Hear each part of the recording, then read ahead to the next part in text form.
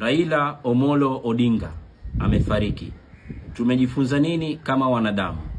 Tumejifunza nini kama Waislamu? Tujue hata ukawa ni tajiri, ni raisi, ama una cheo sehemu, iko siku kwamba utakufa na utafinikwa katika mchanga. Na Allah subhanahu wa ta'ala aisha lifafanua hili katika Qur'ani yake. Anatuambia kullu nafsin dha'iqatul maut. Na anatuambia tena kullu man 'alayha fan wa yabqa wajhu rabbika dhul jalali wal ikram. Kama ameweza kufa Mtume sallallahu alayhi wasallam, itakuwa sisi wengine? Ndio ule mshiri anasema law kanatid dunya tadumu li ahliha lakana rasulullahi hayyan wa baqiya.